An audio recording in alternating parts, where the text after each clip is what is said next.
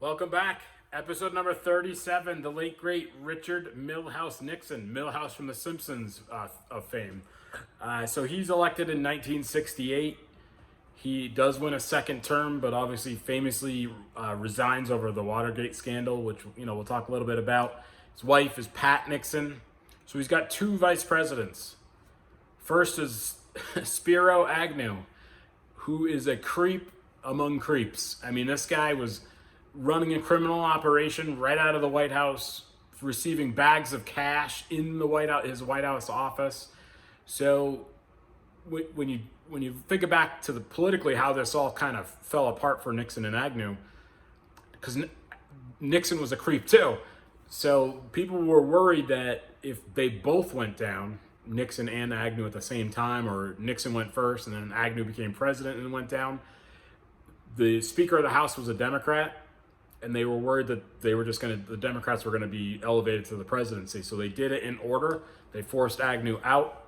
He walks off scot-free, no criminal charges, and even afterwards carried on that he didn't do anything wrong, and not a good guy, Spiro Agnew. So then once he was gone, they replaced him with Gerald Ford, and then it comes to a head, and basically they say, look, you're about to be impeached and you're going to be convicted.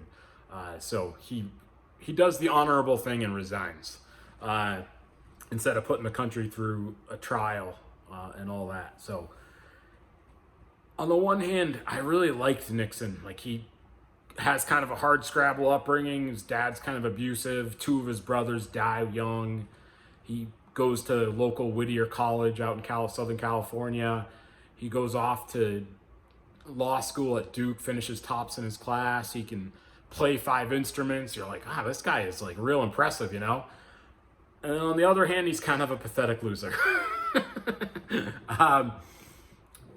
I'm not going to get into all the details, but he sort of begs Pat Nixon to date him. It's rather pathetic. Some say maybe it's charming. It doesn't feel that way to me.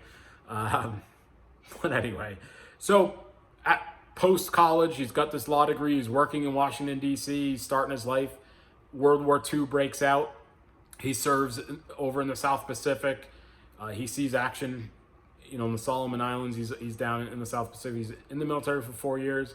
So that up till this point, besides him begging Pat Nixon, he's a good guy. And you're you're kind of rooting for the guy. But then he runs for Congress in 1946, and this is where it all starts to go downhill from here. He wins the seat in that Southern California district where he lives. He defeats a long-term congressman, but he does it in a kind of a shady way. He really gets into this communism. It goes on and on. Just viciously attacks the guy, just making stuff up as he goes along. So he's really just nasty. So right out of the gate politically, he's kind of a creep.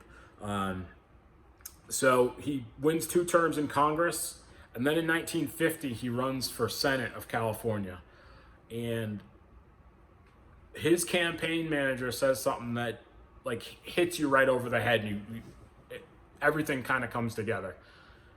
So at this point, a lot of these Republicans were running against the New Deal, right? They're still running against, and the New Deal, like it or not, was overwhelmingly popular. We talked about the Democrats had won 5 straight presidential elections. Truman and FDR were super popular. So you have all these Republicans just constantly running against stuff, but never offering a solution. So his campaign manager for Senate in 1950 says, the Republican Party cannot be the party of no, because it's not a lasting strategy. So when you attack Harry Truman's healthcare plan as socialistic, but then don't offer an alternative, that's not a long-term strategy for a healthy political party. So that was 70 years ago. You'd love to, if that guy was still alive, to get his thoughts on the last 70 years, because he basically envisioned a party of no, right? You can't just constantly vote against stuff and not offer an alternative. So basically the Republicans run against FDR and the New Deal for 30 years. And then when LBJ's president, they run against LBJ and the Great Society and Medicare and all that stuff. So it's, and even today, you think about the Affordable Care Act, Republicans have voted against it like 100 times, and not once have they ever offered an alternative. So it's like, at some point, you have to offer solutions, not just be negative Nelly. So I feel like that, reading that about his campaign manager in 1950, everything sort of became clear to me. And again, I think of myself as a lifelong Republican of days gone past. So it's not a great way to live your life either, being just like, no, everything's no, negative. It's, you got to be more positive.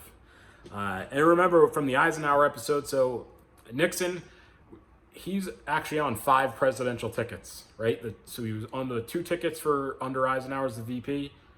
He runs in 1960 and loses, and then he wins 2 terms. So he's on 5 national tickets. So him and FDR are the only 2 to hit that feat.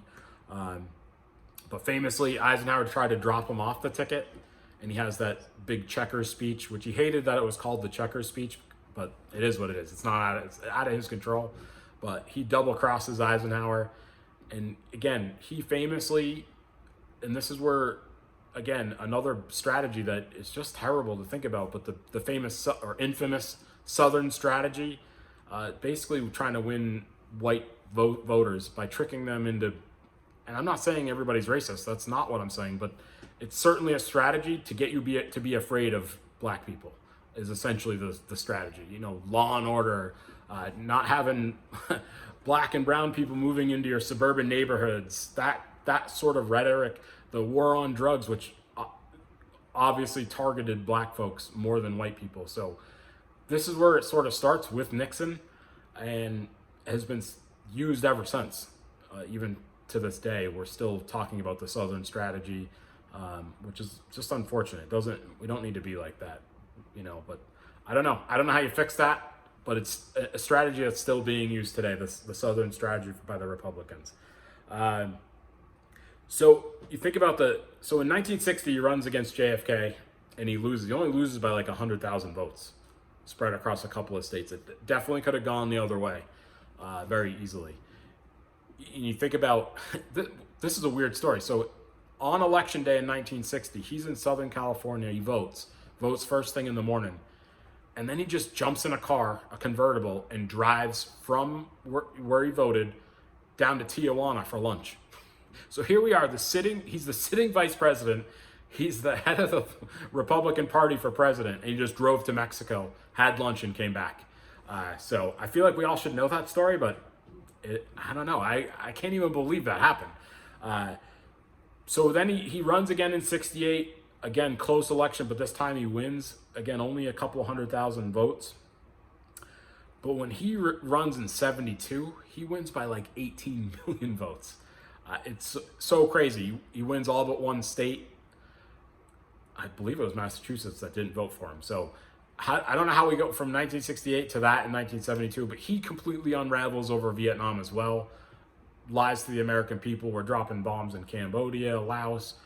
We dropped more bombs in Cambodia than we did in Europe in all of World War II.